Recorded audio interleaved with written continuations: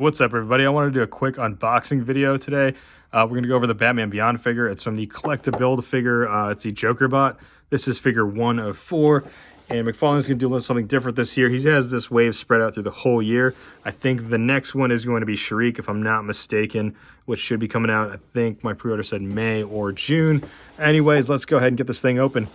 All right, so here he is right out of the packaging, which I must say was a pain in the ass getting him out of the packaging. So I do want to go over the Collect-to-Build piece that he comes with. It is the torso and head of the Joker bot, but I think the correct name is Batman Future's End or something like that. And there is the Joker head that swivels around like that. And then I'll probably end up building this figure just because I want to get the other figures in the line.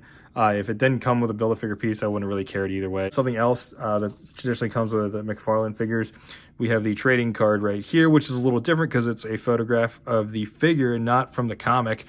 And on the back, it's a little read up on Terry McGinnis. Feel free to pause it if you want to go ahead and read it up. And then, of course, it comes with your standard McFarlane base plate. Now, let's take a look at his accessories he comes with. He comes with 2 batarangs, which are incredibly detailed and sculpted, as you would expect any McFarlane figure. And then he also comes with these 2 trigger hands, which is to hold the batarangs, because the other hand sculpt that's on there right now is for like his flying pose. So the other open hands, it kind of works like that. Now, when we take a look at the figure itself, it looks pretty freaking dope in terms of the sculpt and the details. It might be a little bit different than some people remember Batman Beyond, because I think this one's based on the comics. So you can see here, he kind of has like an Iron Man type of ish mask going on. But other than that, I mean, it looks pretty sweet. Here's the wings in the back. I have seen videos where people mention that they like heat it up and remove this part. I'm just going to keep it on there because I don't really give a shit. The cool thing about this is McFarlane designed it so that you can actually lock this in like that, so you can have him like in a flight pose like that, which is better than the Mattel version, which I will compare here in a minute. Boom, like that. So that's pretty sweet. I did like how he utilizes that. Just to kind of compare it, now I do have the Mattel version. This one came out about 2 to 3 years ago, I believe. I think it's from the Lobo Build-A-Figure wave. Basically, I just wanted to compare. Just the engineering of the wings on here is so much better than what we got from Mattel, which basically is just you take this piece and just pop it on the back of the figure. Now, I think this part was reused from a previous Batman Beyond figure that Mattel released. I mean, the only cool thing about this old figure was that it had the pinless technology, but even then, it didn't have double jointed elbows. So your limited articulation, that's as high as it can go. That's enough about this figure. I just wanted to do like a side-by-side comparison of these 2 figures. And one thing I wanted to see what I can do is I wanted to try to do a head swap, because this original figure from Mattel came with 2 head pieces. And I tried to see if it would peg in here, but well, I guess. Yeah, and again, just to clarify, the peg comes out from the actual head on the original McFarlane one. And then on here, it is wide enough to where I can just pop on the head sculpt like that. So if you do have the original Mattel one, and you do want that traditional Batman Beyond look, you could definitely pull that off with this, because I don't think it looks too small on there, even though this is from a different scaled line, the 6-inch line as opposed to a 7-inch. I still think that looks pretty good. Let me know what you guys think. And now for some size comparisons, here he is next to Mattel's version of Batman Beyond from DC Multiverse line that came out about 2-3 years ago. And then we have him next to the Greg Capullo Batman from the Merciless wave. And here's one more size comparison. Here he is next to the Retro Spider-Man and the Red Zero Ranger from Hasbro's Lightning Collection. All right, I'm not going to go over articulation and bore you with that shit. It's your standard McFarlane, 22 points of articulation.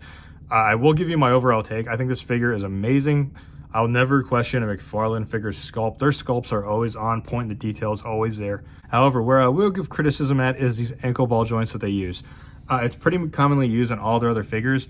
I just don't understand why they can't implement a way to put the ankle joints on there without showing these ugly ball joints, or find a different way. You know, I mean, just aesthetically, that looks ugly when I see that. Everything else looks good. It's just the ankle ball joints.